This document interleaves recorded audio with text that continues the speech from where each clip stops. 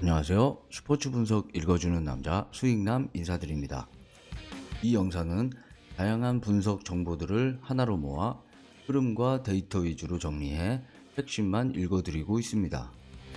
또한 본 영상은 정보 공유 제공 목적이며 어떠한 권유도 없으니 라디오처럼 편하게 들어주시면 너무 감사하겠습니다. 2026년 1월 18일, 19일 가져온 해외 관심 축구 경기 바로 시작합니다. 울버햄튼 대 뉴캐슬 경기입니다. 울버햄튼은 3-5-2 포메이션을 바탕으로 아로코다레의 제공권과 황희찬의 역습에 초점을 맞추는 팀입니다. 아로코다레는 포스트 플레이로 2선의 공간을 만들어주지만 마무리의 일관성은 다소 아쉽습니다. 공격의 핵심은 황희찬으로 빠른 침투와 전환 속도는 여전히 위협적인 무기이지만 수비는 리그 최하위권 수준이고 이미 40골 이상을 허용하며 윙백 전진 시 측면과 하프 공간이 반복적으로 노출되고 있고 세컨볼 대응에서도 집중력 저하가 두드러지며 구조적인 수비 불안이 계속되고 있다는 점이 가장 큰 문제입니다. 뉴캐슬은 4-3-3 시스템으로 점유율과 빌드업을 통해 경기를 지배하는 팀입니다. 올테마드는 연계와 재침투, 모두 뛰어난 스트라이커이며 모두는 측면을 무너뜨리는 핵심 자원입니다. 뉴캐슬의 강점은 전방 압박 이후 빠른 공격 전환과 안정적인 수비 밸런스이고 하프 공간과 측면을 동시에 공략할 수 있는 구조를 갖추고 있어 상대 수비 조직력이 흔들릴수록 위력이 극대화됩니다. 경기의 승부처는 울버햄튼의 취약한 수비 뒷공간입니다. 울버햄튼이 역습 한 방을 노릴 수는 있지만 경기 전체 흐름을 바꾸기에는 한계가 분명합니다. 종합적으로 공수 밸런스와 전술 완성도에서 앞서는 뉴캐슬이 승점 3점을 가져갈 가능성이 매우 높은 매치업입니다. 볼로냐 대 피오렌티나 경기입니다. 볼로냐는 4-2-3-1 포메이션을 기반으로 공수 밸런스가 매우 안정적인 팀입니다. 최전방의 임모빌레는 침투 타이밍과 결정력이 뛰어난 스트라이커로 박스 안에서 적은 기회도 득점으로 연결할 수 있는 핵심 자원이고 측면에서는 로우가 직선 돌파와 안쪽 침투를 병행하며 상대 수비를 지속적으로 흔듭니다. 정확한 전진 패스를 통해 공격 템포를 끌어올리고 있으며 볼로냐는 현재 시즌 26득점을 기록할 만큼 공격 효율이 매우 높은 편이고 특히 코너킥 상황에서 니어포스트를 공략하는 세트피스 패턴은 확실한 득점 루트로 자리 잡았습니다. 피오렌티나는 4-3-3 포메이션을 사용하지만 현재 리그 18위로 수비 조직력이 흔들리고 있습니다. 모이스킨의 피지컬과 개인 능력에 의존한 공격은 유지되고 있으나 미드필더와 수비라인 간격이 자주 무너지며 압박이 풀리는 순간 실점으로 직결되는 구조입니다. 풀백들의 수비 복귀 속도도 느려 박스 주변에서 수적 열세에 자주 놓이고 세트피스 상황에서도 니어포스트와 중앙 공간 관리가 취약한 모습이 반복되고 있습니다. 승부처는 볼로냐의 세트피스와 2선 침투입니다. 피오렌티나는 한 방을 노리겠지만 경기 흐름은 볼로냐가 주도할 것으로 보이며 종합적으로 전술 완성도와 수비 안정성에서 앞선 볼로냐가 홈 2점을 살려 우세를 가져갈 가능성이 매우 높아 보입니다. 다음 19일로 넘어가는 경기입니다. 아틀레티코 대 알라베스 경기입니다. 아틀레티코는 4-4-2 포메이션을 기본으로 하면서도 골 주변에 인원을 집중시키는 지역 수적 우위 전술로 경기를 지배하는 스타일입니다. 알바레즈는 최전방에만 머무르지 않고 중원까지 내려와 빌드업에 가담하며 측면과 중앙을 잇는 패스 네트워크의 중심 역할을 수행하고 시메오네의 전방 압박과 아리오스의 공간 침투가 맞물리면서 아틀레티코는 좁은 지역에서도 점유율을 안정적으로 유지하는 팀입니다. 알라베스는 4-4-2 기반의 수비 중심 운영을 펼치며 마르티네스의 롱볼과 역습에 의존합니다.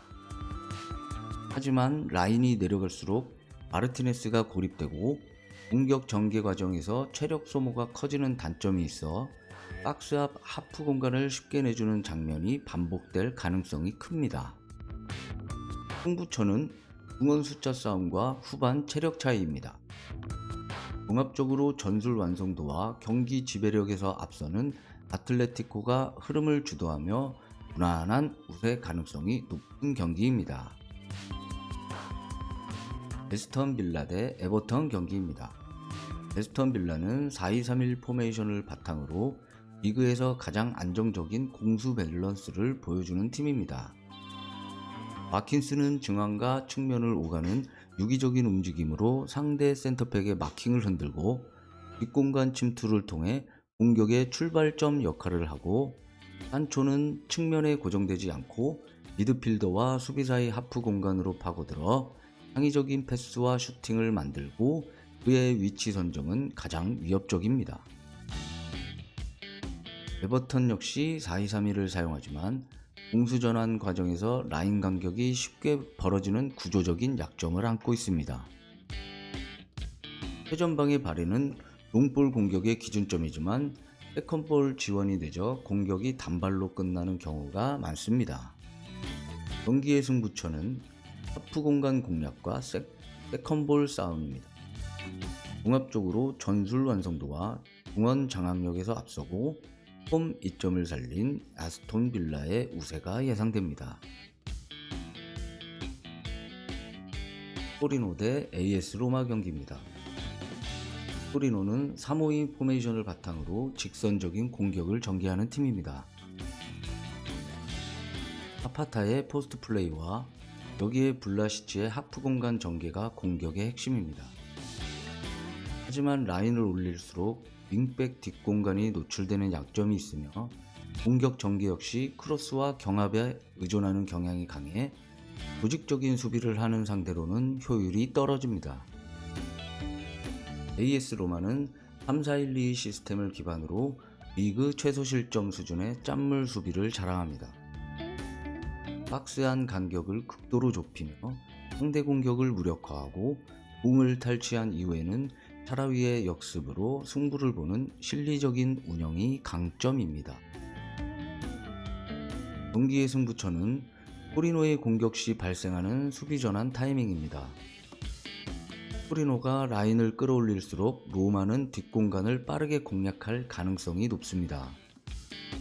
이에 종합적으로 수비 안정감과 전술 상성에서 앞서는 AS 로마가 실점을 최소화하며 역습과 세트피스로 승기를 잡을 가능성이 커 보이는 경기입니다.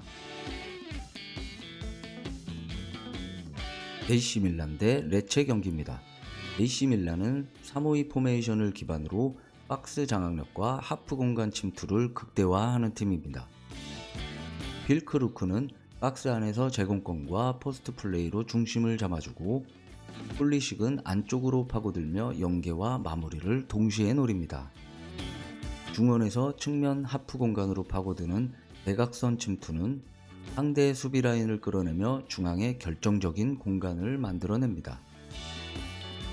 레체는 4-2-3-1 포메이션으로 수비적인 운영을 펼치지만 하프 공간 대응력이 떨어지는 약점이 있습니다.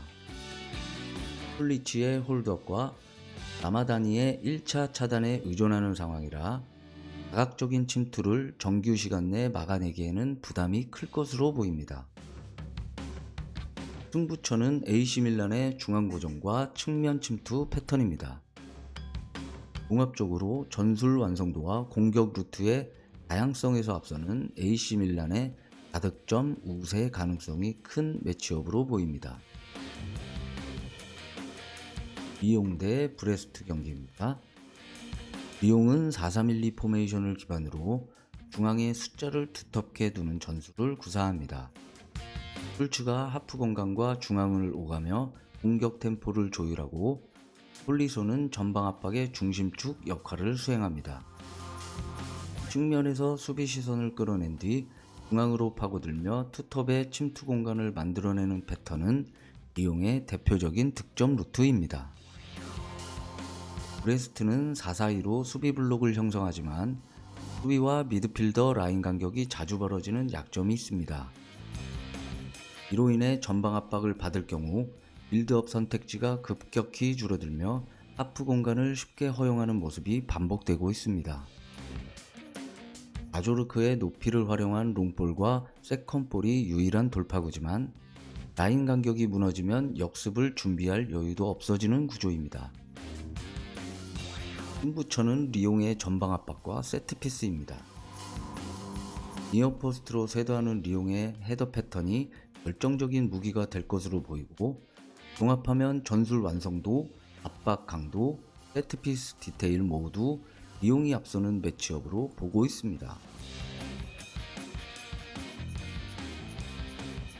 마지막 경기 소시에다드 대 바르셀로나 경기입니다.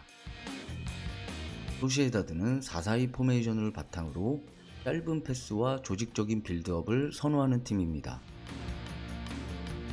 오야르사발은 최전방에만 머무르지 않고 2선으로 내려오며 공격의 연결고리 역할을 수행합니다. 중원의 투리엔테스는 강한 전방 압박을 받을 경우 전개 속도가 떨어지는 약점이 있습니다. 바르셀로나는 4-2-3-1 포메이션에서 토레스를 활용한 펄스9 전술을 가동합니다. 토레스가 중원으로 내려오며 수적 우위를 만들고 다니 올모와 야말이 하프 공간을 공략하며 점유율을 기반으로 경기를 지배하는 운영이 특징입니다. 경기의 핵심은 중원 숫자 싸움으로 승부처는 후반전으로 생각됩니다.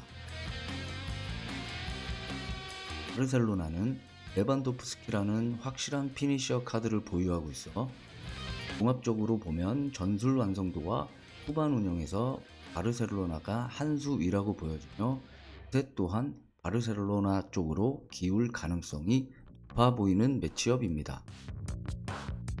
지금까지 1월 18일, 19일 오늘의 해외 관심 축구 경기 모두 살펴봤습니다.